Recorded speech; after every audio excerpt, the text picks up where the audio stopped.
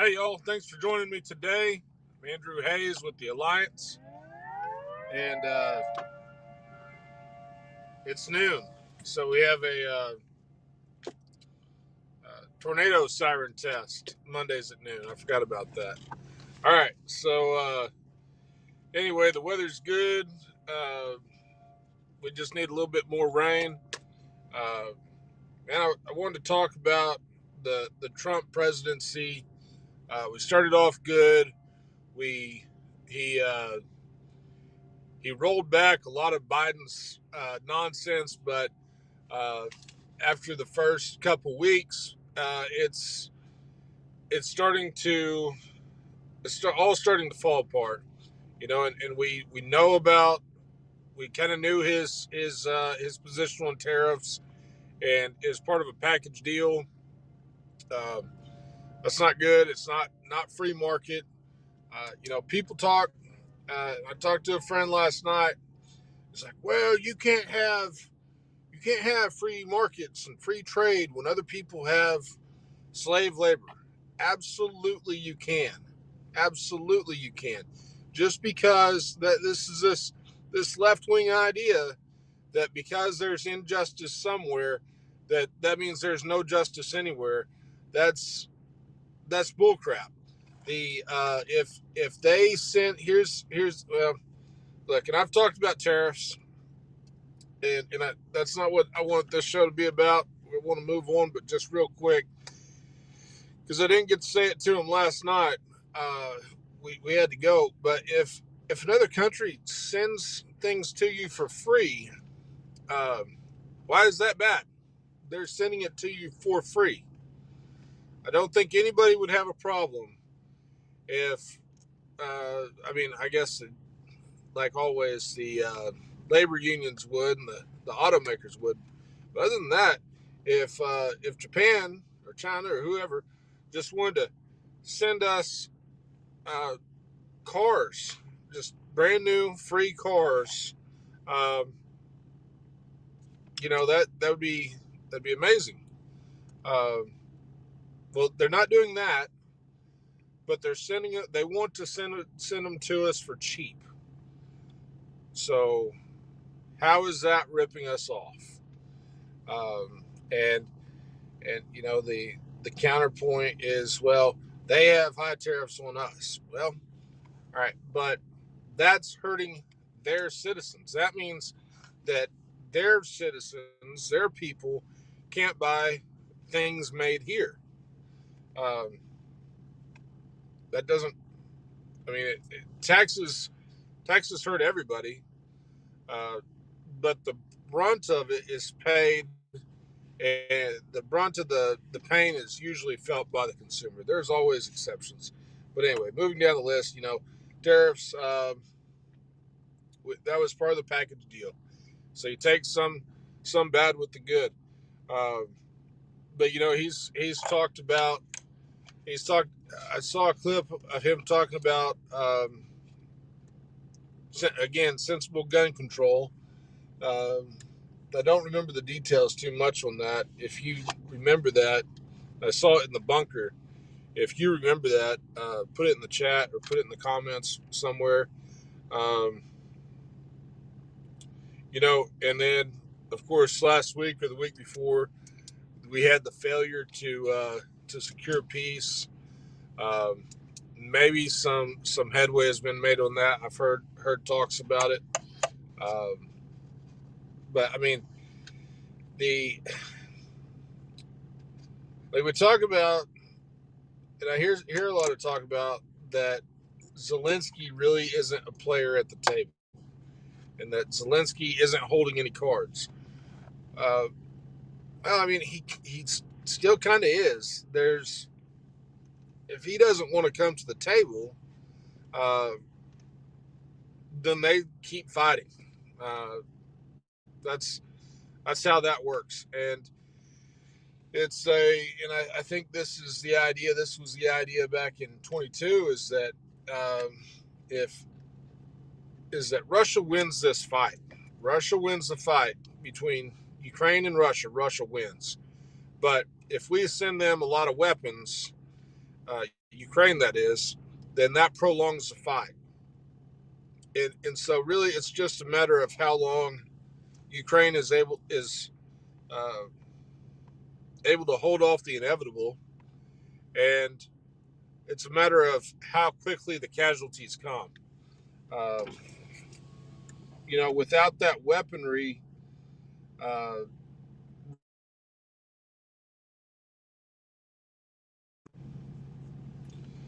would have gone a lot faster. Uh, and Trump just keeps stepping in it. You have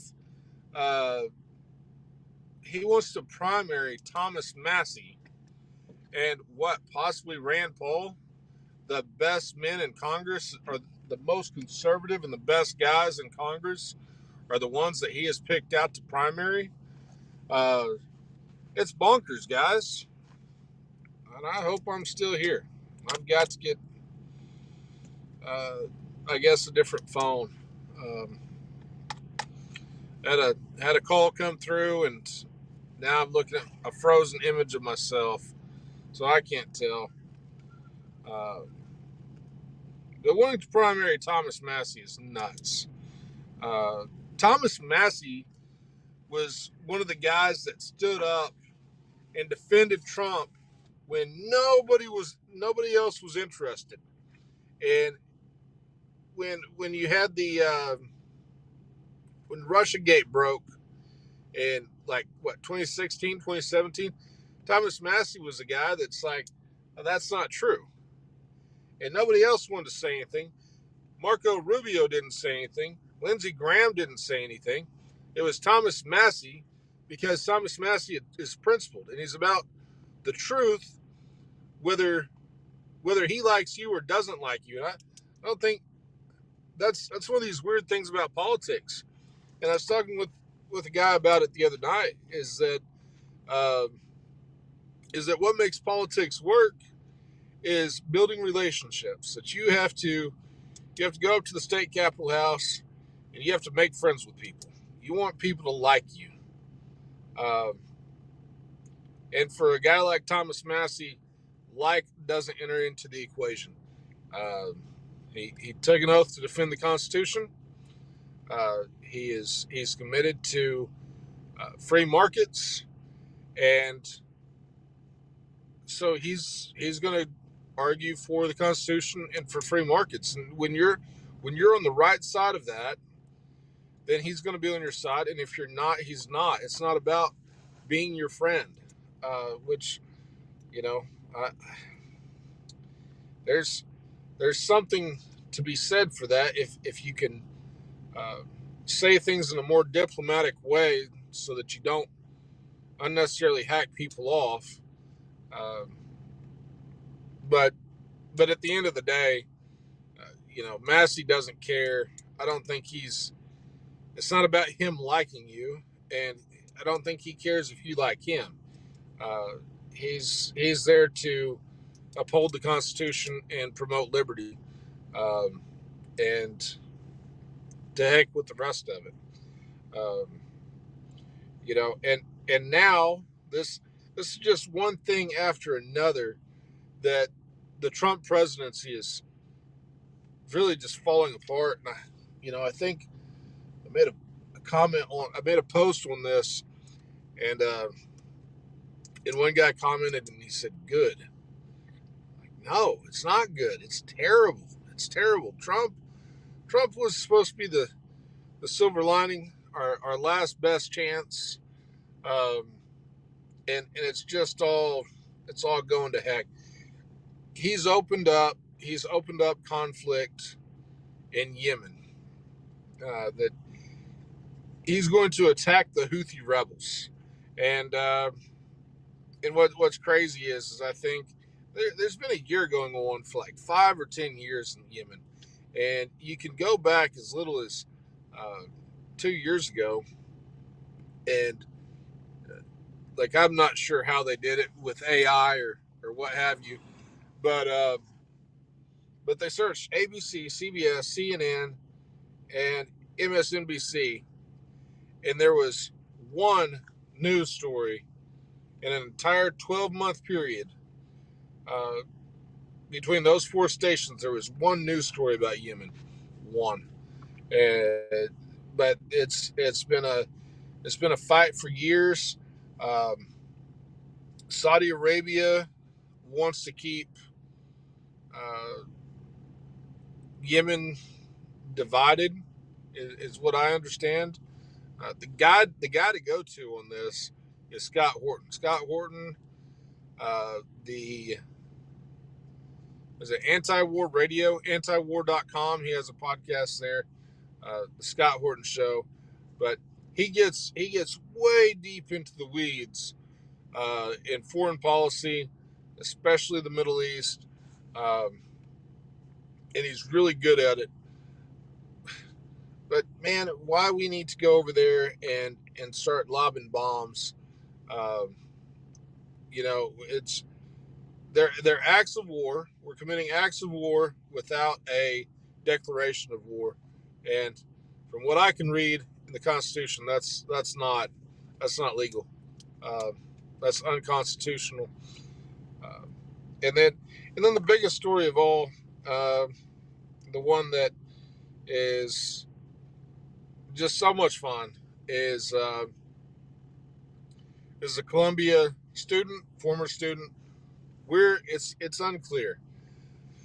Look, the media, the corporate media lies.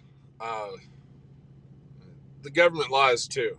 So it makes it really a challenge to get at the truth. I have seen stories, and I've looked into this just as thoroughly as I can.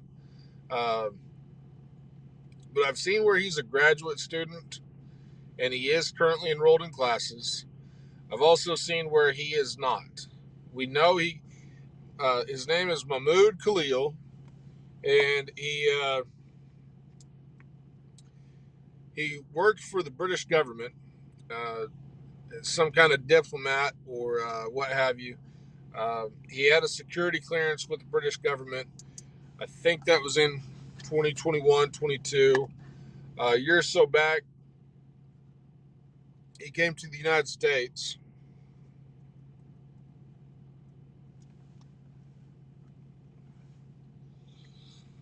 He came to the United States on a student visa, enrolled in Columbia. Um, he had already graduated from a foreign university, so as a graduate student going for his master's. And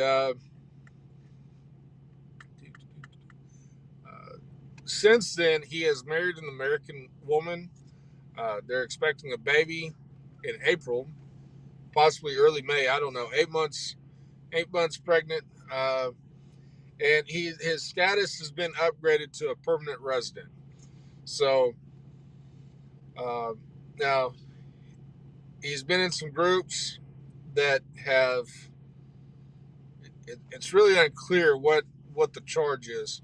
Based on what Marco Rubio has said, it's because of what he has said that they want to revoke his status and deport him. And uh, if that's the case, that's an infraction on the First Amendment, uh, and so many people uh, get the Bill of Rights wrong, because why are they called the Bill of Rights if they're not rights? And if they're rights, then it would make sense that citizens have those rights and foreigners don't. Um, but go back and read it, read it for yourself. It doesn't say that American citizens have the right to redress the government. It doesn't say that citizens have the right to freedom of worship or religion. What it says is Congress shall make no law abridging the right. The rights don't come from the government. The rights come from God. The so-called Bill of Rights are restrictions on the federal government. So Congress shall make no law. The government can't quarter troops in your house during times of peace. Uh, the government can't compel you to testify against yourself, and so on and so on. And by the way, they only apply, the 14th Amendment notwithstanding. Originally, they only applied to the federal government. Uh, you're talking about Congress. They're talking about the federal government. The states could still do what they want so long as they maintained a Republican form of government. Um, and the thought, well, anyway, um, so so it's because of speech. It's because of the content of the speech, according to Marco Rubio, um, which it's a clear violation of the First Amendment. Um, then there's Rubio supporters that uh, say he's a criminal. Well, if he's a criminal, then we charge criminals with crimes. He's not an illegal. He's not even here on a temporary visa. He has permanent resident status. He needs to be charged with a crime. And here's the kind of the giveaway. This is the tell, is that what this Khalil fella has done with these protests and different things, passing out flyers. Uh, Americans have done the same thing. So if this guy is such a security threat, if he's a terrorist, if he's a criminal, uh, then how come we're not prosecuting Americans? There's dozens, hundreds, possibly thousands of Americans across the country who are doing the same thing that Khalil has done. So why aren't they getting prosecuted? It's because it's a pile of crap. That's what it is. Uh, there's one idea in there I wanted to hit on. Um,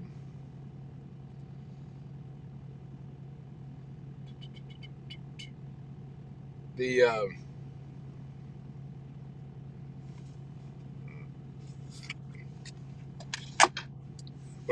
I'm afraid it totally escaped me for the moment.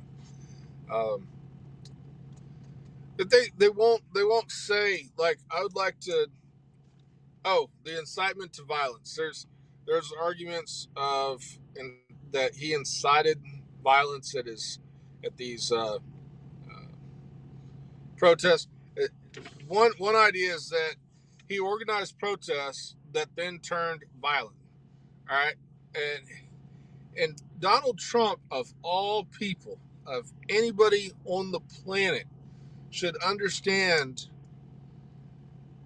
uh, how bogus this is because of January 6th. Donald Trump gets up there and he gives a speech, says, "Let's go get him," or whatever he says. He didn't say anything wrong, but there were bad actors, probably FBI plants, uh, who did bad things, and then Biden, the Democrats, the media, everybody attacks Trump because it was his rally.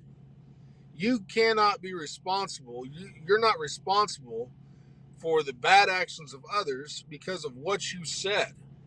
Uh, and certainly, and I'm an absolutist on this. I, I don't I don't think that even and I'm broadcasting on Facebook in different places, but so I've got to be careful. Oddly enough, ironically, but if you've got to really be saying some provocative stuff for it to classify. Essentially, let's burn it all down, and you're handing out boxes of matches or something crazy like that.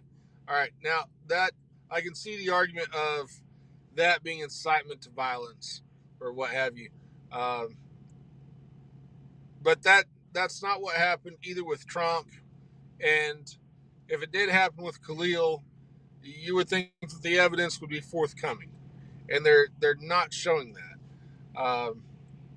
I don't trust the government, whether it's Trump, Biden, or whoever. And Marco Rubio has always been bad, guys. He's the classic neocon beltway, just barely a conservative. Some might call him a rhino. Um, I think rhino might be too good for him. Um, there might have been one more idea, but that that basically sums it up. Look, if it's uh, if it's on the content of a speech, then it's a violation of the First Amendment.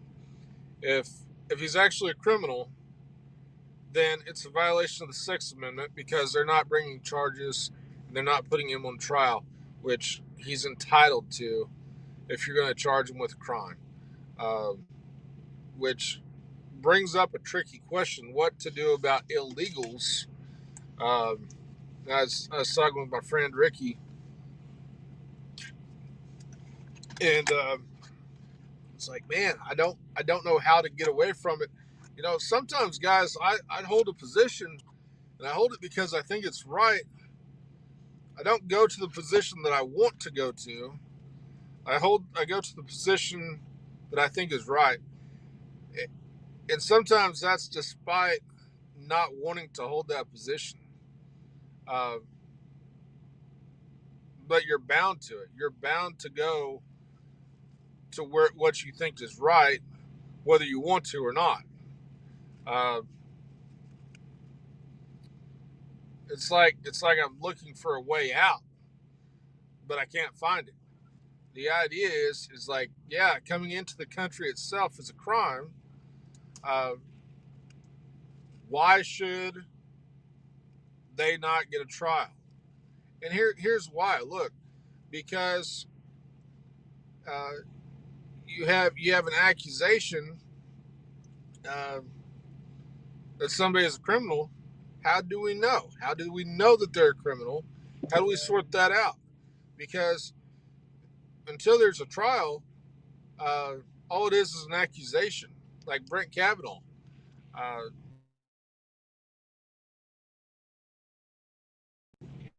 Radically unfair accusations, baseless. I think because anybody can accuse anybody of anything. Uh, it has to be sorted out in court. Uh, we don't know that they're a rapist until it's been proven in court. So wouldn't that also apply to being here illegally? Um, and logically consistently, I think it does. You know, I think I got Ricky on my side on that. The the hard reality is that we don't live in a country now that has a couple dozen cases of illegal immigrants sneaking across the border. We are flooded. There's millions. There's tens of millions of illegal immigrants in the country. Uh, so we can't do it, and that's what he told me, and he's right. It kind of puts us in a truly impossible position, and we was talking about this too. Like, well, you know, Trump is violating the Constitution with some of this Doge stuff. Uh, we think, you know, the rules have been changed so many times. It's hard to keep track. And then there's the question: well, if you unconstitutionally dismantle an unconstitutional agency, is that actually unconstitutional or not? And you think about it a little bit, and it makes your head hurt. Um, Man, I don't know. Your guess is as big as mine. Look, the point is I'm not trying to nail Trump on those grounds. I'm not going to cry any tears about peeling back the department. I'm for getting rid of the Department of Education. Let's go. Let's have more of that and less war in the Middle East and less suppression of free speech. I'm telling you guys, it's even even just from a strategic standpoint, if you're sitting here watching this and you still think I'm wrong, you should know that Trump still screwed up, because this isn't the order of operations. This isn't the way this should be done. The first thing that should be done is to end birthright citizenship. You end birthright citizenship first, and then go after this stuff. You start with the things where you have the most support, and you work your way down the list. Uh, Starting here, he's alienating a lot of people. Uh, I don't I don't know that he's necessarily alienating me, but it makes it impossible for me to defend him as president doing this kind of garbage. Um, Start with the easy stuff. Start with getting rid of the Department of Education, uh, getting rid of the wasteful spending. Uh, Thomas Massey is his ally uh, with the Doge stuff. They called a vote.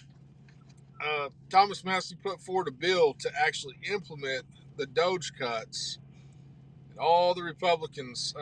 It's No, I'm sorry, it wasn't Massey. It was Rand Paul, because it was the Senate. Uh, like 2025 Republicans sided with Massey, and then the rest of them voted with the Democrats to kill the Doge cuts.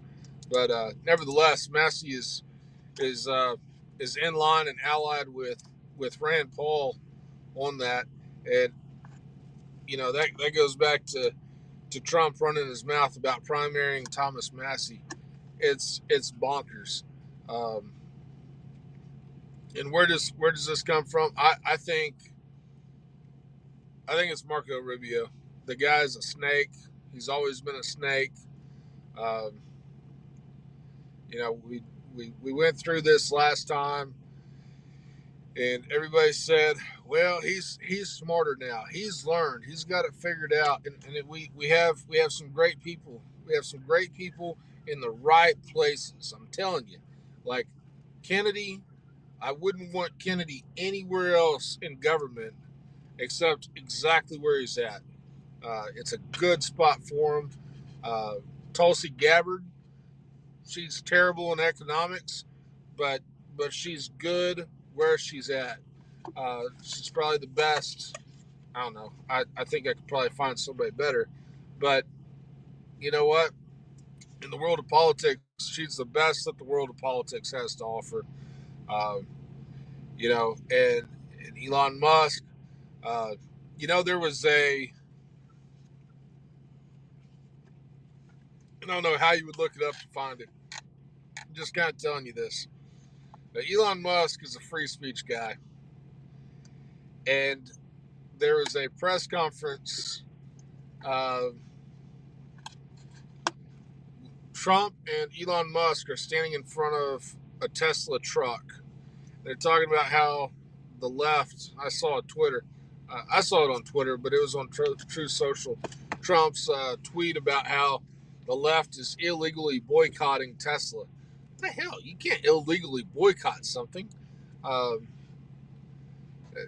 Trump, and this might be it too, that lawfare was used against Trump, and now he is waging lawfare, at least in his rhetoric, at least with the non-citizens here on permanent status. Uh, it's lawfare, I guess. He's going on the offensive with it, which is uh, really concerning. Law isn't supposed to be used as lawfare. It's supposed to be the rule of law, um, and lawfare flips that on its head. We need to run away from this. This is a bad deal. Um, but anyway, so Trump is standing there supporting Elon Musk and talking about Tesla. It's a short little clip that I saw, but uh, it comes up about uh, the Columbia student Khalil, and as Trump is talking about getting rid of the people that Trump is talking about getting rid of the people that are subversive. You can tell. I'm not the greatest at reading body language, but my gosh, man, Elon Musk looked entirely uncomfortable standing next to Trump saying that. This free speech issue, Tulsi Gabbard's another one. Robert Kennedy's another one. Uh, this thing is gonna cause schisms in the administration.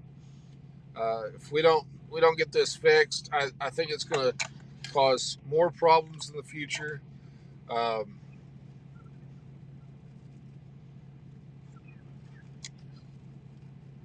it's it's it's uh it's a bad deal, folks. I'm gonna wrap up and hop off here. Thank you for tuning in and watching, and I'm engaging out there on Facebook. Find me on Facebook. Join the alliance. I'm not sure what the status of the website is, uh, but it's the alliance.live. Uh, on Facebook, you go to the Alliance with Andrew Hayes. Join the group. Uh, Discuss there. I'm talking about it on my page. I got to tell you, there's people out there that their idea of an argument is just to tell me how I don't have enough I either don't have enough academic background because I don't hold a degree, or I don't have enough real world experience because uh, I don't know, I've hardly ever traveled outside the South. Um, it's I guess what I'm trying to get at is deal with the issue. Where am I wrong? Do you think this is really a crux of it? It's really important. Is Does the Bill of Rights grant rights to citizens, or does the Bill of Rights restrict the government? That's that's the essence of a lot of the arguments, certainly in regards to Khalil. Um, but um, I just can't wait to hear what you think. If I'm wrong, like I said, I, I'm looking for a way out. I don't see it, guys. I think we're bound to be, and this is how it works. Look, we fought in World War II. We fought on the side of the communists. All right, they were bad guys. They are bad guys. We were on their side. In this conflict in Ukraine, you're either on the side of Putin, who's a very bad guy, or you're on the side of Zelensky. He's also a very bad guy. Uh, that's the way the world is. Is that from time to time you're going to be aligned with people you don't like, but that's not a reason to not hold that position. I'm going to hold the position because the position is right. I don't care who stands with me. Uh, you know the ACLU used to be like that. If you go back and you look at the cases in the 80s and 90s, the ACLU went to bat for the damn Ku Klux Klan to have a march in a town, I think it was in Illinois, might have been Ohio. It's one of them Yankee states up there. But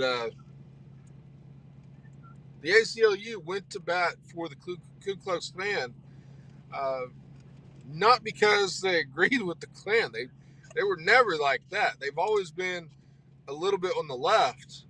Now they're all the way on the left. Um, but because of principle of free speech, because if the government can keep Nazis and Klansmen from marching down the streets, they can keep black people from having a protest. So we don't let the government do that. It's not a restriction. It's not a grant. It's not granting rights to citizens. It's restricting the government. Anyway, with that, I'm going to get off here. Um, let me know what you think, and we'll catch you next Monday at noon.